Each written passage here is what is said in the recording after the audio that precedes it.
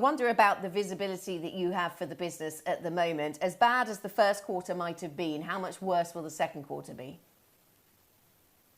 Well, thank you very much for having me here. It's been an incredibly challenging time for this industry, unprecedented, as people have said. And I'm really proud of how our colleagues have reacted around the world to look after customers and look after the safety of our colleagues in the hotels and work with our owners.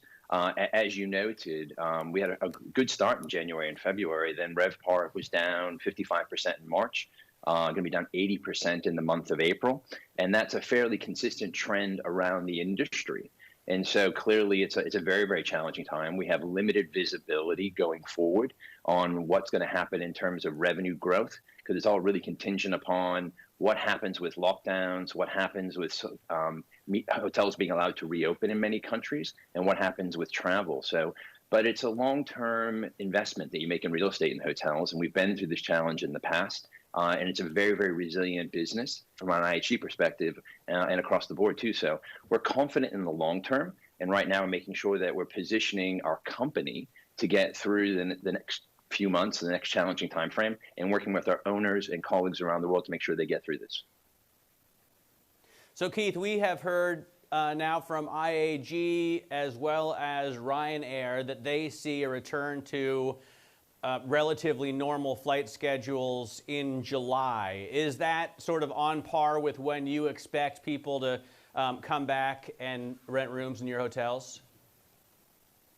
Well, right now, our occupancies are in the mid-20s around the world, too. So people think that there's no one staying in hotels, but actually people are staying in hotels. Some people are still traveling for business. We're also actually helping out hosting frontline workers in many, many places around the world, too. So we have people staying in our hotels today. And we are seeing interest and demand going forward. It will really depend upon what happens with lockdowns and how people are unable to go back to work. It varies around the world. So in Greater China, where it's further ahead in terms of progression, in terms of how it's handled the virus, our teams are back in the office working. Our hotels are almost all open. And we are seeing a slight return of demand. I was talking to our Six Senses team the other day. Their hotel in China and also in Vietnam were almost full over the Labor Day holiday.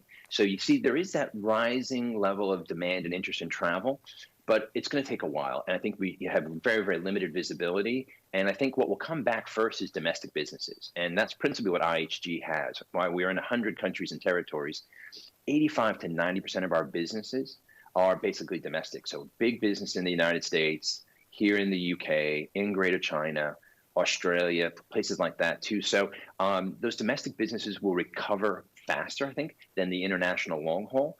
And leisure will come back as well too, because people have an inherent desire to travel and really want to get out, especially over the summertime months once the lockdowns are lifted. Keith, can I ask you about revenue per available room? You've talked about it dropping nearly 25% in the first quarter. UBS was suggesting that RevPAR will not return to 2019 levels until 2024. Clearly, nobody has a crystal ball, but what are your expectations around that, given what you've said about when you see domestic travel returning before the international stuff?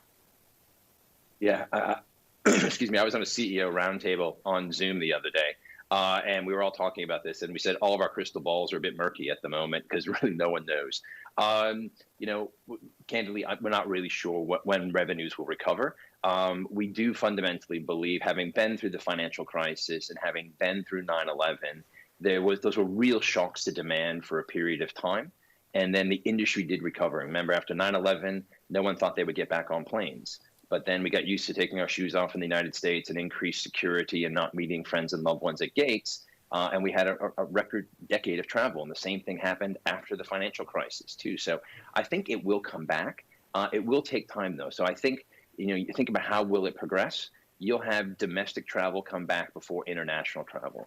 You'll see a slow growth of meetings and events and conferences over time, and it will ramp back over the coming years. Someone asked me the other day, I was talking to a very good friend, is this the end of travel?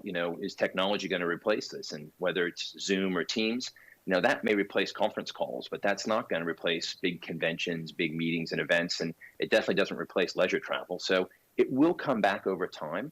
Again, we have limited visibility, but we're well positioned as a company to get through this for the next few years. But you do have, correct me if I'm wrong, but you have a lot of franchisees, right, who are operating, some of them with 80% drops in RevPAR in this quarter. Are they having cash flow problems? Are they reaching out to you for credit lines? Are you helping them work with banks to get the money they need to get through this? Yeah, fundamentally. So we have 5,900 hotels around the world, and most of those hotels are small businesses. So small business owners who have 1, 2, or 3 hotels, their break-even is around 30% occupancy, and so we're running in the mid-20s right now, so we're getting close to that. We worked very closely with our owners to reduce their operating costs, reduce their capital commitments, help them with fees, and help them with payment plans. Additionally, leaning into governments with the CARES Act in the United States to help get them the support they need to keep people employed.